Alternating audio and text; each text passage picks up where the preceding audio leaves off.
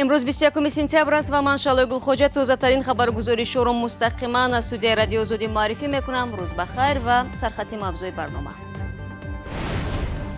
نرخ بلند مشتریان را میگریزاند. ساکنان تاجیکستان از قیمت بلیط و خدمات شرکت‌های هوایی داخلی راضی نیستند.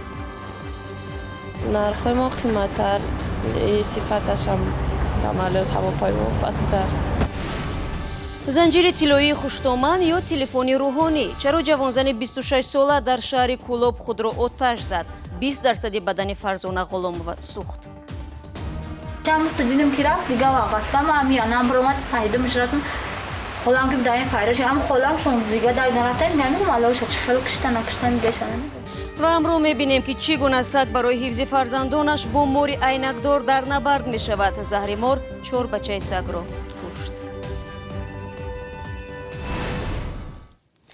و شروع میکنم از اون که دادگاه شهر سرپوخوای ولایت مسکو روز 20 سپتامبر مهلت حبس پیشکی الکساندر سیومین را یک ماه دیگر دراز کرد. این مرد 27 ساله در کشتاری وحشیانه طفل تاجیک هویدو تیلوزاده متهم است. مفتش گفته است تا به حال نتیجه تشخیص روحی سیومین آماده نشده است و او باید تا 22 اکتبر در بازداشتگاه بماند. پدر هویدو میگوید به پرونده سیومین باز یک بند دیگر اضافه شده است که به آدمربایی دخل دارد. هویدو تیلوزاده 22 ایول در شهر سرپوخوا به طور بیرحمانه اول تجاوز و بعداً کشته شد. شرکت‌های هوایی تاجیکستان مشتریان خود را از دست می‌دهند. در بلیط فروشی‌ها می‌گویند سودای چیپتا به سمت روسیه به مراتب کاهش یافته است.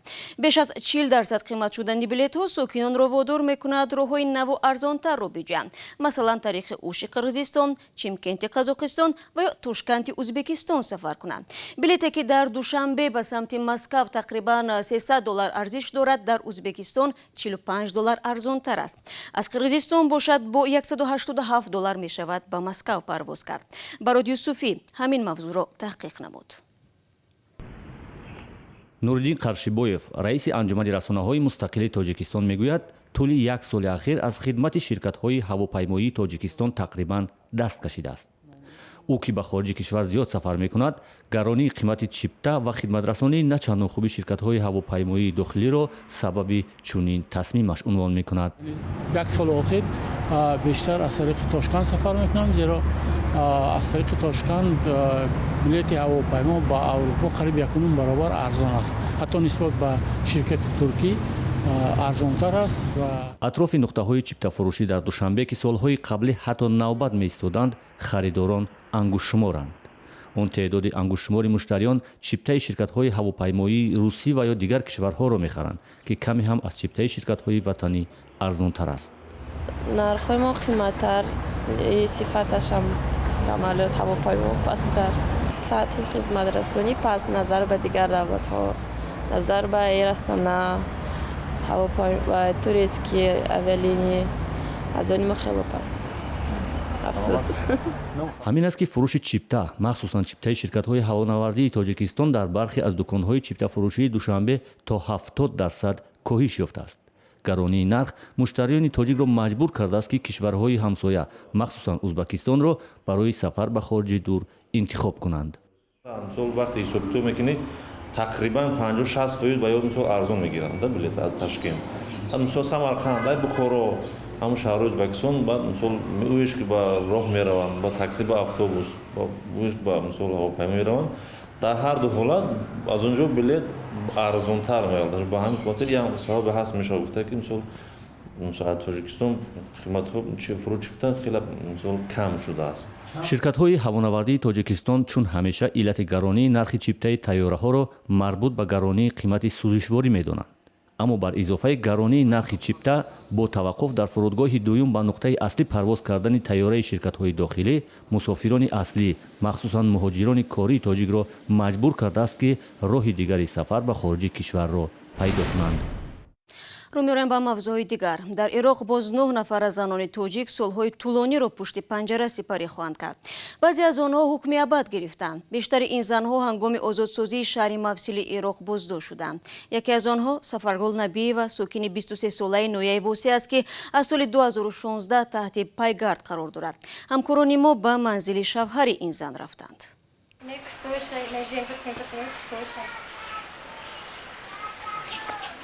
این پوشاک و پایافزال سفرگل نبیوا کلین این خانواده است که در عراق به حکم ابد محکوم شد.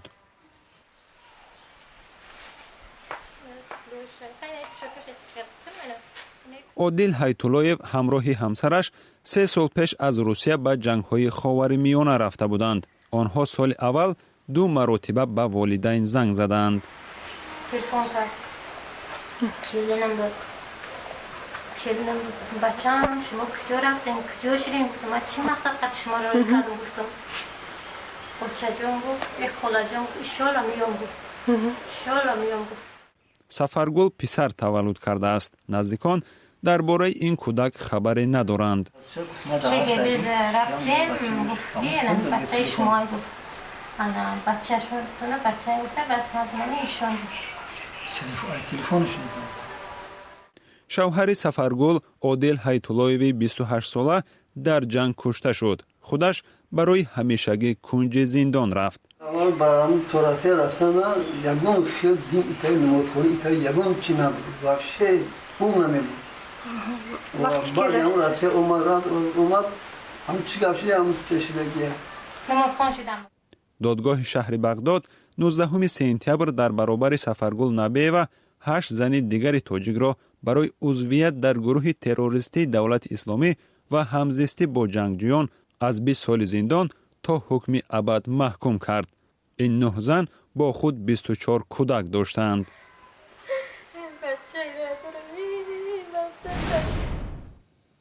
ҳукумати тоҷикистон баррасии барномаи гузариш ва пахши рақамии шабакаҳои радиоӣ ва телевизиониро оғоз кардааст. Интизор меравад дар 5 соли оянда тамоми расонаҳои радиоӣ ва телевизионии кишвар ба диҷитал гузаранд. Ин дар ҳолест ки садҳо хонавода дар минтақаҳои назди марзӣ мегӯянд аз тамошои телевизионҳои давлатӣ маҳруманд, аз ҷумла дар вилояти Суғд. Маъсуми Муҳаммадраҷаб гузориш медиҳад. ҳукумати тоҷикистон барои пахши рақамӣ ё диҷитали намоишҳои телевизионҳои тоҷикистон ва гуфторҳои радиоҳои тоҷикистон шурӯъ кардааст ва қарор аст дар муддати 5 сол намоиши телевизионҳову гуфторҳои радиоҳои тоҷикистон тавассути формати диҷитал пахш шавад. дар ҷое ки мо истиқомат мекунем танҳо як шабаки якум яъне ки шабакаи аввал ба мо дастрас мебошад тамом. дар ҳоли ҳозир тавре ки мусоҳибонамон ҳам гуфтанд сокинони деҳоти дурдасти тоҷикистон ва ҳатто маркази ноҳияҳо ба тамоми 8 шабакаи умумиҷумҳуриявӣ дастрасӣ надоранд. дигар спутникҳо ҳастанд, масалан спутники афғонистон, эрон, ӯзбекистон ё россия, дигар каналҳо зиёдтар онҳо тамошо метавонем, чунки шабакаи тоҷикистон кам ҳаст.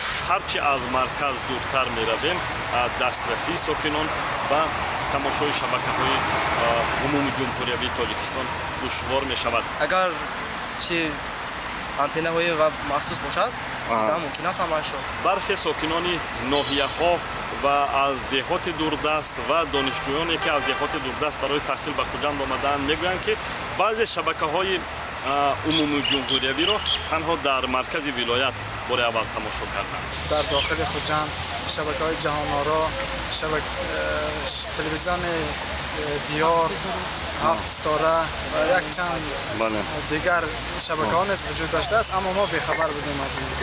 маъсуми Муҳаммадраҷаб, Озодӣ, Хуҷанд. шумо барномаи хабарии радиои Озодиро тамошо доред. дар бемористони шаҳри Кӯлоб вазни занеро ки худро оташ задааст вазнин арзёбӣ мекунад. Фарзона Ғуломоваи 26 сола 2 рӯзи пеш худсӯзӣ кард. Ин ҷавонзан дар ҳоле қасд ба ҷони худ намуд ки дар батнаш тифл дорад. ҳодиса ба ҳамли ӯ таъсир нагузошт, вале зиндагии баъдиашро бо хонаводаи шавҳар зери суол бурд.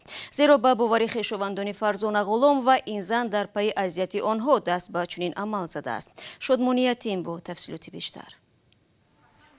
این پاره پیراهن فرزانه غلاموی 26 ساله است. او صبح 19 سپتامبر بعد از ماجرای در حمام خود را آتش زده است. خواهی پشکی در داده سوختای نمیجا باقاس بده او خو من نمیدون ندیدم یگون چه میگون نمیجا اشتگی نبومد چه پشتر میتن؟ ای پشت دارده نمیدون ما خونم سرالگاه پرالگاه نداریم. سبب ماجرا گم شدن گردنبند طلایی خوشدامن بوده است. نه چند روز پیش هم زنجیش خالم 20 گرم داشت گم که خود هر دم نخسم دو قسم خوردم پرش پرچه خونم نیفتنش چیلا گم شد چخیل میگه ایتای خواب میروش کن ایوبی نمازعلی شوهر فرزانه در یک تماس تلفنی بر رادیوی آزادی گفت شامی همان روز او را برای حفظ رقم تلفن یک روحانی پرسجو کرده است. میگه او ملا زورای مرا قشر میخواند دو میخواند قشر میخواند دم و قشر ملا نیست دیگه. صبح روز دیگر اقربای شوهر دیدن که فرزانه میسوزد. اگر شوشی جاشتگی به نگفت شیرم بیار یا همینو دنم خال رفت شیر نواردش هم دیدم که رفت دیگه واقعا کم همی آنم برامد پیدامش رفتم خودم که بدایم فایرش هم خودم شون دیگه در رفتم نمیدونم علاوه چه خیلی کشتن بگشن 20% بدن فرزانه ضرر دیده است و حالا در بیمارخانه شهر کلوب بستری است. طبیبان حالتش را وزنین میگویند. بعد با این همی جنجال کده که ما ساری خونه دختر دردم نه و این بانسته دینه بگه اپرسته بردم که ساری تلفن کرد که دختر دیگریم که بیو میگه دمادر که تید بیه که دختر تون مرده بگیریم بری دیگر خن نمیدونم بچم بازمین اومدیم با عثمان اومدیم نمیدونم. پیوندان میگویند فرزانه از زندگیش در خانه شوهر در شهر کلوب راضی نبود.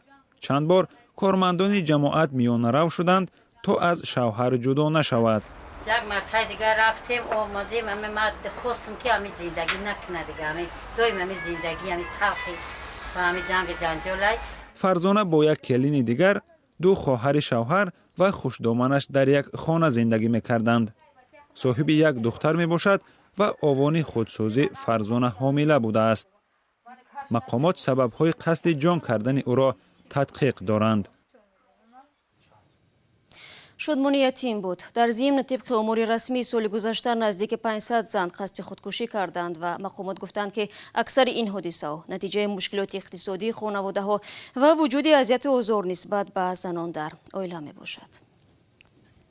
محبت و صداقت را باید از جانوران آموخت. نوار بعدی که ما پیشنهاد شما میکنیم همین گفته ها را بار دیگر ثابت میکند. در یکی از منطقه‌های هندوستان ساکنان شاهدین نبرد سگ با ماری زهراگین شدند. او برای نجات فرزندانش جان خود را زیر خطر گذاشت. مومن احمدی موضوع را ادامه میدهد. روز 18 سپتامبر در ناحیه بدرک ایالت شرقی اودیشه هندوستان سگ برای نجات اطفالش با ماری عینکدار یا خود کوبرا به جنگ تن به تن برآمد. سگ در زیر زینه‌پایه منزل برای خود و 7 طفلش سرپناه پیدا کرد. وقتی مار بالای سگ بچه ها ناگهانی حمله کرد، مادر با تمام قوتش بر روی مار عکاس زد. در نتیجه مردم آگاه شده خدمات حفظی طبیعت وحشی را دعوت نمودند. عارف بیگ میگوید ماری تخمینا 2 متر فوق العاده خطرناک بود تا زمانی بازداشت توانست 4 سگ بچه را به قتل رساند.